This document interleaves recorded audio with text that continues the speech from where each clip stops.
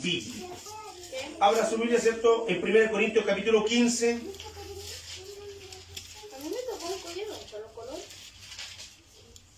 Versículo 55. Gloria al Señor. Damos lectura en el poderoso nombre de nuestro Señor Jesucristo. Amén. ¿Dónde está, oh muerte, tu aguijón? ¿Dónde, oh sepulcro, tu victoria? Ya que el aguijón de la muerte es el pecado, y el poder del pecado la ley, mas gracias sean dadas a Dios, que nos da la victoria por medio de nuestro Señor Jesucristo. Amén. Tome asiento. Dios añada bendición a nuestras vidas a través de esta palabra maravillosa. Comentarles, hermanos, que aguijón es una espina. Aguijón es una astilla. Aguijón es una púa. Es algo que, bueno, los que conocemos un poco el campo, entendemos que a los bueyes, a la yunta, ¿cierto? Se le arreaba o se le arrea con un punzón, con una vara que en la punta le colocan un clavo y van pinchando a los animales para que caminen. Ese es un aguijón. El aguijón, ¿cierto?, es cualquier objeto punzante, es una espina, como le decía. Los insectos tienen aguijón, o sea, aguijón, no agujón, son aguijones y otra cosa. Los insectos tienen aguijón. El otro día a mi Nesita, ¿cierto?, un insecto le picó la cara. Y acá se utiliza de manera figurada para indicar una molestia, para indicar un estorbo, para indicar algo que nos provoca un malestar y más encima nos ataca directamente a la conciencia.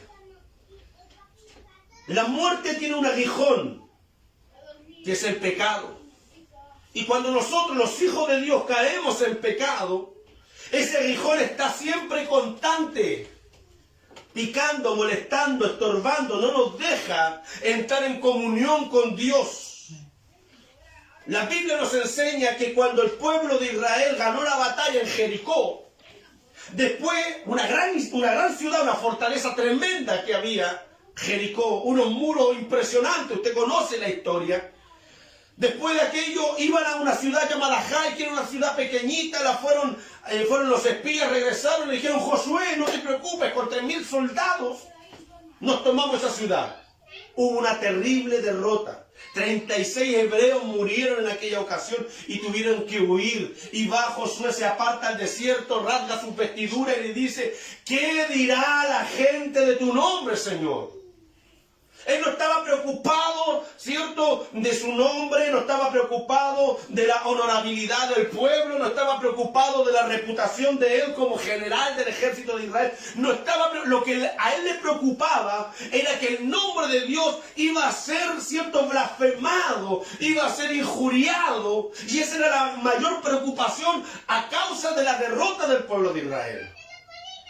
Entonces Jehová le dice y le declara que hay una molestia, que hay un estorbo, que hay algo que perjudica el campamento. Y ese algo que perjudica el campamento, ese era el aguijón que le molestaba al pueblo de Israel para vencer, para ganar. Y ahí está, ¿cierto?, la famosa y lamentable historia del manto babilónico y el lingote de oro que Acán había escondido debajo de su tienda, porque el pecado a veces lo escondemos. Pero Dios se encarga, hermano, para darnos la victoria de sacar ese aguijón, sacar ese pecado a la luz y nosotros poder arrepentirnos. Porque la paga del pecado es muerte. Entonces hoy en día, que celebramos la resurrección de nuestro Señor Jesucristo, yo quiero hablar un poco de una de las tantas causas o motivos que llevaron a Jesús a entregar su vida. Porque a Jesús nadie le quitó la vida, Él la entregó, Él la regaló. Él se entregó a sí mismo. No consideró su condición de Dios como cosa alguna que aferrarse, sino que se humanizó. Ya él, mire, imagínense, él venir a la categoría de hombre. El Salmo 22 lo declara, porque no soy hombre, sino gusano. Él ya se había humillado para encarnarse. Él había dejado su gloria, su trono. ¿Para qué? Para encarnarse. Ya se había sometido a una humillación tal de hacerse similar al hombre. Y no suficiente con eso, él murió como un maldito en el madero de la cruz. La cruz, lo hablábamos el otro día, era una herramienta de tortura y de muerte que habían creado los persas 300 años antes de Cristo y que había sido, cierto, modificado, mejorado, como usted quiera llamarlo, por los romanos. La muerte de la cruz estaba dada para los peores de la tierra, para los hombres, cierto, abominables. Y Jesús se hizo, el santo se hizo pecado y terminó en un madero de la cruz colgado, injuriado, golpeado, lacerado, humillado por los hombres. Le arrancaban la barba, le pegaban con varilla, lo latigaron muchas veces, lo golpearon, lo patearon, lo injuriaron, lo ofendieron, lo humillaron, lo desnudaron por amor a nosotros. Pero ¿qué lleva a Jesús? ¿Cuál es su motivación? Hay muchas motivaciones que Jesús tenía. Primero, obedecer al Padre. Segundo, justificarnos por amor a nosotros. Y también este amor lo lleva a vencer lo que a nosotros nos venció. Jesús venció en el madero de la cruz lo que al hombre venció en el huerto del Edén. El primer Adán, ¿cierto?, desobedece al Dios Todopoderoso y por esa desobediencia entró la muerte. Nosotros entendemos la palabra muerte como separación. La palabra muerte del griego significa separación. Dios le dice al hombre en Génesis capítulo 2, versículo 16 en adelante, que si comieres del fruto de la ciencia del bien y del mal, ciertamente morirás. Es decir, te separarás de mí. ¿Por qué? Habacuc 1:13 dice, muy limpio eres de ojos para ver el mal, ni puedes ver el agravio. Es decir, Dios es tan santo que Él no puede tener comunión con el pecado. Dios no tiene comunión con el pecado porque Él es santo y 3 veces santo. Esta frase, ¿cierto?, de 3 veces santo nos da a entender de que Él en su totalidad es santo. No hay ninguna parte, área de Dios que no sea santo. Y Él lo hace santo la inmensidad de atributos que Él tiene, que lo hacen total y absolutamente separado de todo lo que el hombre puede imaginar. No hay nada que usted pueda imaginar que se pueda asimilar a Dios. Lo hemos explicado en otras ocasiones. Usted camina por la calle y ve, ¿cierto?, un animalito con 4 patas, con manchas blancas y negras, con una cola, con unos cuernos que dice ¡mu! Y usted sabe que es una vaca. Porque en muchos lados hay vaca. Pero usted no puede asemejar a algo a Dios. ¿Sabe lo único que usted puede asemejar a Dios? Es su imagen y semejanza, que es usted y yo. Nosotros somos imagen y semejanza de Dios. Pero el hombre hoy en día le ha perdido el valor a Dios y le ha perdido el valor a la imagen de Dios. Por eso que la muerte se ha hecho un imperio en la humanidad. Que el Señor nos ayude. Amén. Cristo vive. Amén. Porque Jesús vino en carne para destruir con su propia medicina a Satanás. Hebreos capítulo 2, versículo 14 y 15 dice, así que por cuanto los hijos participaron de carne y sangre, Él también, o sea Jesús, participó de lo mismo, para destruir por medio de la muerte al que tenía, ¿qué cosa? El imperio de la muerte.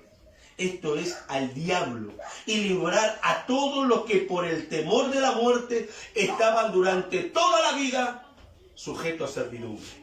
Miren, nosotros éramos sujetos a servidumbre, éramos esclavos del pecado, éramos esclavos de la maldad. Nosotros nacimos lamentablemente en condenación. No hay ninguno que no haya nacido en condenación, porque desde que Adán pecó, el pecado se fue transfiriendo de generación en generación, y como dice Éxodo capítulo 34 versículo 7, que Él visita la maldad del hombre, la iniquidad, la rebelión y el pecado hasta la cuarta generación. Es decir, se transmite. Mi pecado, si yo no llevo a las plantas de Cristo y no me arrepiento, un arrepentimiento genuino, mi pecado va a ser transferido a mis hijas. Y si ellas no se arrepienten, a sus hijos y a sus hijas, a sus nietos, y así hasta la cuarta generación. Pero si yo hoy día reconozco mi pecado, reconozco mi maldad y me arrepiento, y no solamente dejo de hacer lo malo, sino que me devuelvo a Dios, y mi caminar se va, como dice Juan 14:6, yo soy el camino, yo soy la verdad y yo soy la vida. Si mi caminar es Jesús, créame que yo corto esa maldición del pecado. Y mis hijas y mi descendencia no tendrán la calamidad de mi pecado. Que Dios nos bendiga, hermano. Jesús a través de la muerte vino a vencer el imperio de la muerte.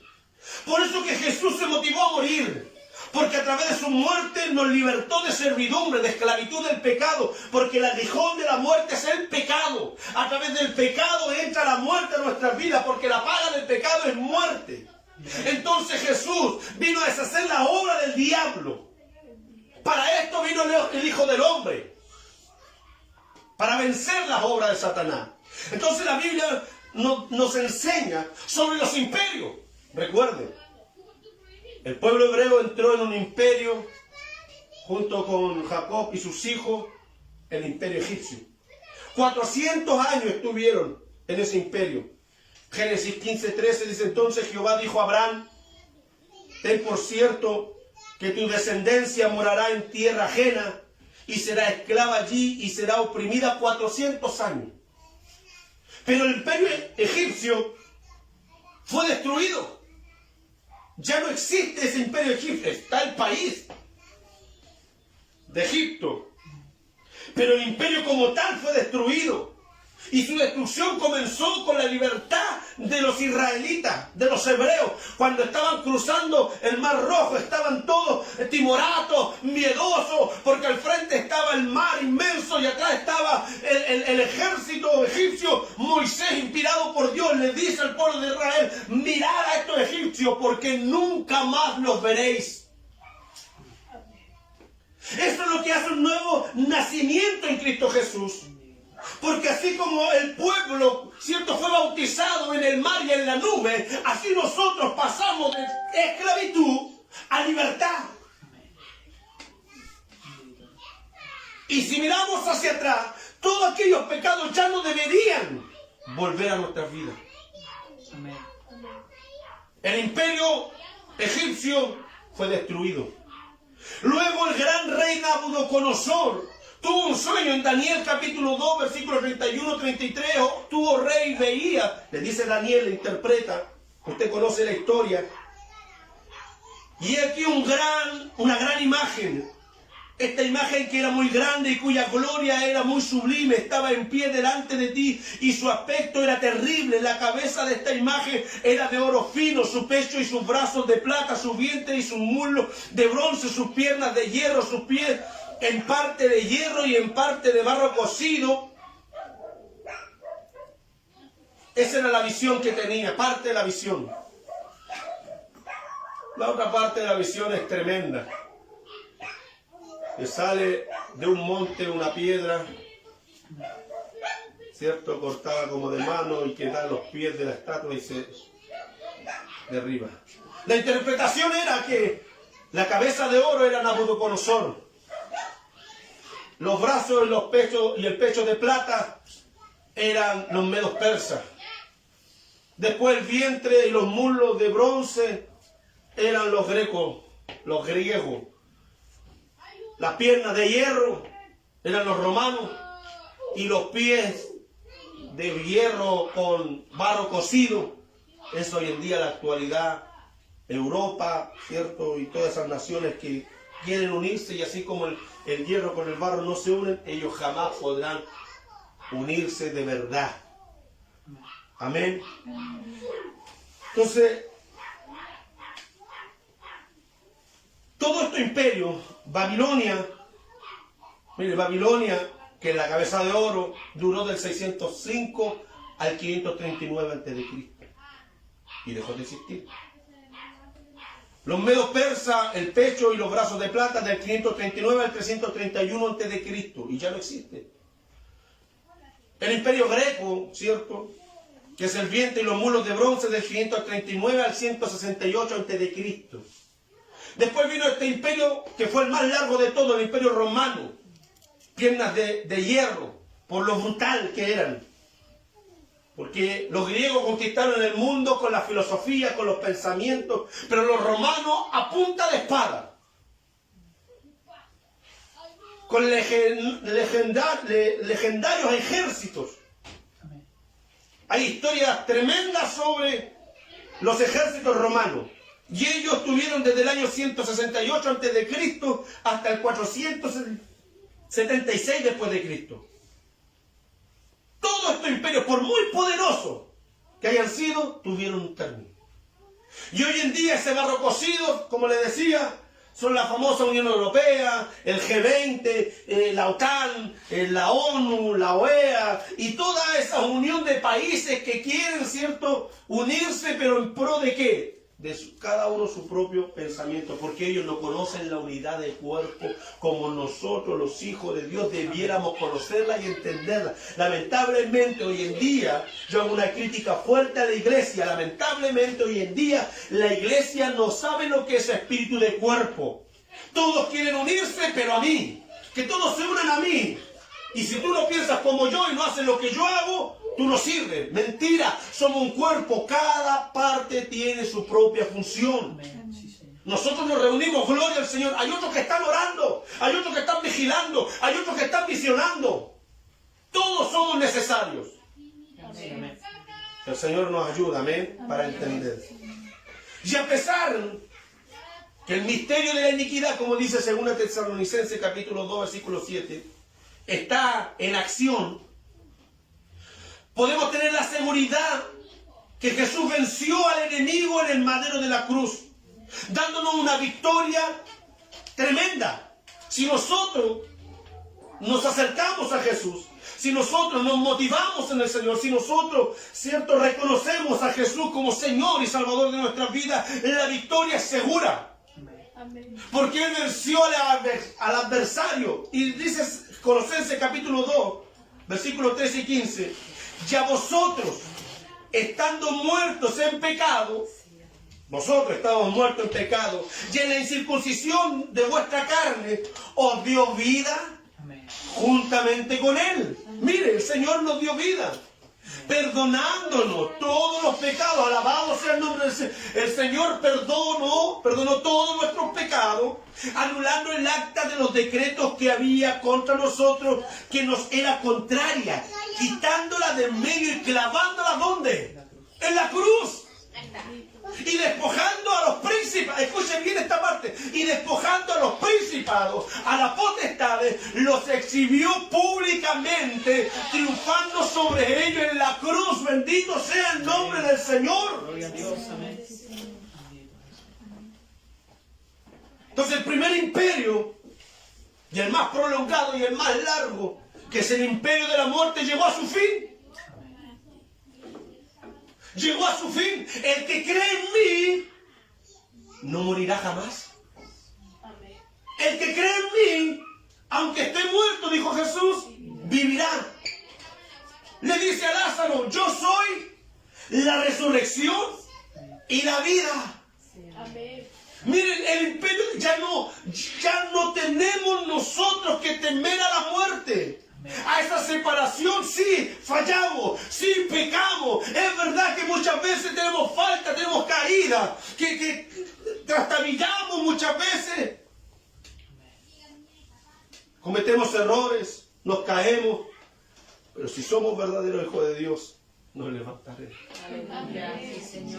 Porque aunque el justo cayere 7 veces, y usted sabe que el 7 es un hebreísmo, ¿cierto? Lo hemos enseñado en otra ocasión, es un hebreísmo. No es simplemente 7, en las veces que tú caigas.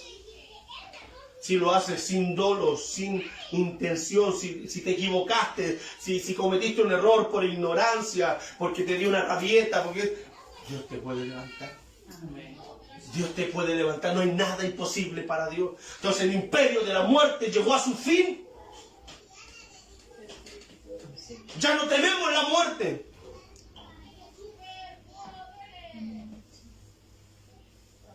Jesús ha vencido. Y ha destruido por medio, ¿cierto?, del madero de la cruz, dando testimonio a aquella victoria. ¿Sabes lo que realmente testifica la victoria de Jesús en el madero? Su resurrección. Es el mayor testimonio. ¡Él vive! Amén. Cristo vive, hermano. Y ese es el mayor testimonio que nosotros tenemos. Amén. De que Él venció la muerte. Porque si Cristo murió y resucitó, Él también, dice el apóstol Pablo en este mismo capítulo 15, resucitará juntamente con aquellos que han dormido y han creído en Él. Amén. Pero debemos creer en el Señor. Amén. Debemos arrepentirnos de nuestro pecado. Debemos arrepentirnos de nuestra metanoia, una nueva mente, una nueva forma de pensar. Si Cristo, mire, la Biblia, el apóstol Pablo dice, si Cristo murió y no resucitó, somos la gente más, ¿cómo lo explico? Déjeme leerlo acá.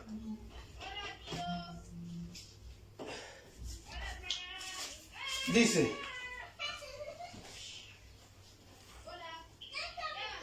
pero si se predica de Cristo que resucitó de los muertos, ¿cómo dicen algunos entre vosotros que no hay resurrección de los muertos? Porque si no hay resurrección de muertos, tampoco Cristo resucitó. Y si Cristo no resucitó, vana es entonces nuestra predicación, vana es también vuestra fe, y somos hallados falsos testigos de Dios, porque hemos testificado de Dios que Él resucitó a Cristo, el cual no resucitó, si en verdad los muertos no resucitan. Porque si los muertos no resucitan, tampoco Cristo resucitó. Y si Cristo no resucitó, vuestra fe es vana, aún estáis en vuestros pecados. Amén. Imagínense. Pero nosotros sabemos que Cristo resucitó. Amén. Sí, Amén. Las evidencias históricas están, que en algún otro momento las vamos a hablar. Pero como nosotros sabemos, Cristo ha resucitado. Ya hay una tumba vacía. Hay grandes hombres en la historia. Hombres que marcaron la humanidad, pero no hay ninguno tan trascendental y tan influyente como Jesús. Es por ello que siempre recalco esto. Es una falta de profesionalismo, de ética y de moral que los profesores de historia no hablen de este Jesús. Porque sacando la Biblia del medio, las evidencias históricas son patentes. Y no solamente su vida, su pasión, su muerte, sino que también hay evidencias oculares, testigos, que lo vieron resucitado. El apóstol Pablo nos indica en esta misma carta que Jesús se mostró a más de 500. O sea, 1, 2, 5 se pueden colocar de acuerdo y mentir en algo. Pero 500 que fueron capaces de dar su vida por aquella mentira. O sea, yo doy mi vida llevándome una verdad hasta la tumba, ¿cierto? Pero por una mentira, ¿usted sería capaz de dar su vida? Nadie. Menos 500. Y miles que después hemos creído. Que el Señor nos bendiga, porque hoy día siguen muriendo por causa de Jesús. Aquí estamos en la Dolce Vita, que le hablaba a unos hermanos ayer. Vean Yemen. Vean Yemen. Vean la India. Teniendo ríos caudalosos no pueden tomar agua porque el agua es del Estado, y eso es lo que quieren aquí, estatizar el agua. No pueden tomar agua. Les es prohibido. Es muy cara el agua y tienen ríos que surcan en medio de sus ciudades y se matan. Entre 16 y 25 personas diarias se tiran al río matándose porque no pueden tener agua. Vean Senegal. Vean el África. Niños caminan 4, 5, 6 kilómetros. Niños de la edad de nuestros niños que andan jugando ahí. Ellos caminan descalzos.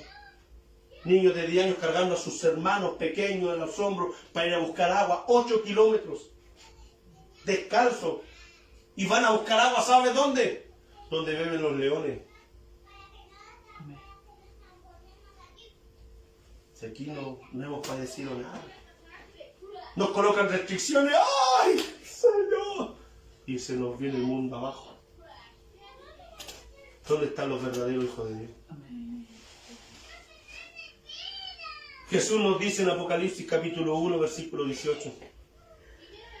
Y el que vivo, y estuve muerto, mas he aquí yo vivo por los siglos de los siglos. Amén. Y tengo las llaves de la muerte y del Hades. Amén. Entendamos que estábamos doblemente muertos. El que nace una vez muere 2 veces. El que nace de forma natural, nace muerto espiritualmente y muere carnal, de forma física. Pero el que nace 2 veces, o sea, nace de forma natural desde el vientre de la madre y nace del agua y del espíritu, como Jesús le dijo a Nicodemo, la muerte segunda no tiene autoridad sobre él.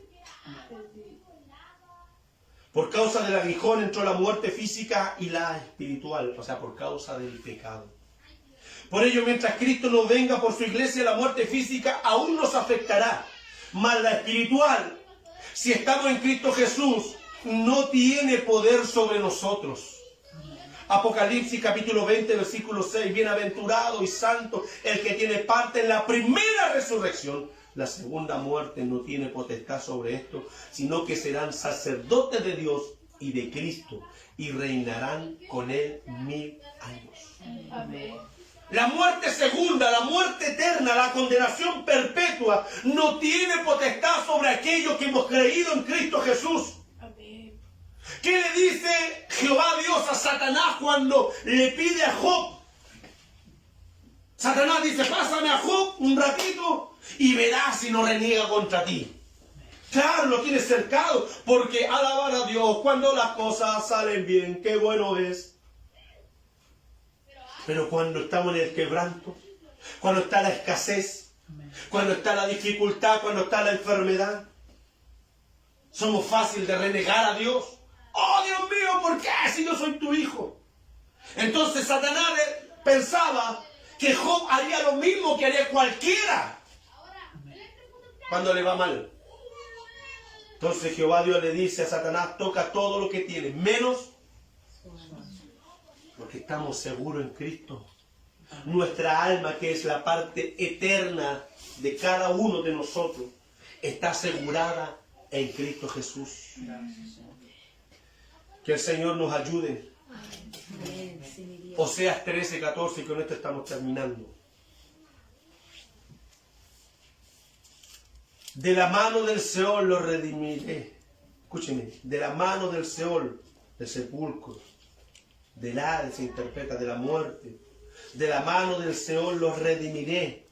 Los libraré de la muerte. ¡Oh muerte! Yo seré tu muerte y seré tu destrucción, oh Seol. La compasión será escondida de mi vista. No tiene misericordia de la muerte ni de Hades. Recuerden que el Señor lo último que va a destruir será la muerte y el Hades, y los echará al lago de azufre. Que el Señor les bendiga. Póngase de pie. Por eso esta consigna. aquellos que hemos vencido la muerte, podemos enfrentar de mejor manera la vida. Cierre sus ojos, oramos al Señor. Padre, en el nombre de Jesús,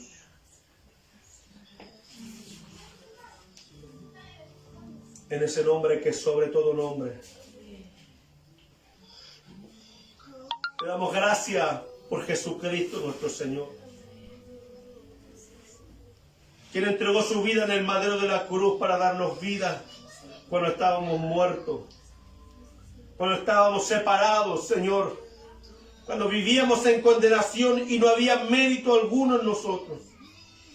Usted, amado Padre Celestial, envió a su Hijo Jesucristo para que a través de Él y su sacrificio en el madero de la cruz alcanzásemos la salvación. ¿Cómo no alabar, cómo no bendecir tu nombre? Si usted a través de ese sacrificio ha borrado nuestros pecados, ya no hay condenación. La carta, Señor, fue anulada a aquellos que nos condenaban. Y nos has dado vida y vida en abundancia. Por eso te adoramos, te bendecimos y te glorificamos en esta mañana. Y te agradecemos todo lo que usted hace en favor de nuestras vidas. Te pedimos perdón, Dios del cielo, porque entendiendo aquello, Padre Celestial, nos damos cuenta que nosotros nada hacemos. Vivimos una vida de fantasía, cuando la realidad está allá afuera. La realidad, Dios mío, está allá afuera. Miles y miles se van al infierno día a día sin conocer a este Dios maravilloso. Señor, nos sentimos privilegiados y a su vez apesumbrados, porque esto que tenemos como seguridad de la salvación, Señor, quisiera que todo el mundo, como dice tu palabra, procedan al arrepentimiento, que ninguno se pierda. Hay familiares nuestros, hay gente amada, Señor, por nosotros, que no te conoce. Amén. Que si hoy día, Señor, tú vinieras, ellos se quedarían y estarían en una expectante condición de juicio eterno. ¿Y qué hemos hecho nosotros, Dios del cielo? ¿Hemos impartido ese amor que usted nos ha dado? ¿O nos hemos conformado, Dios del cielo, con calmar nuestra conciencia, cantando unas alabanzas, recitando de memorias unas oraciones y leyendo la Biblia para no practicarla? Perdónanos, Señor. Perdónanos, Dios mío. Y como decíamos antes, hemos sido fome contigo, Señor. Hemos sido insensibles con la gente. Amado Jesús, tu sangre es preciosa y no la hemos valorado. No le hemos dado el valor, Señor, a tu sangre derramada en el madero, porque esta sangre está para todos. Perdónanos, Jesús, por aquello. Te ruego tu bendición sobre nuestras vidas. En el nombre de Jesús. Glorifiquemos a Dios. Gloria a Dios. Gloria a Dios. Gracias.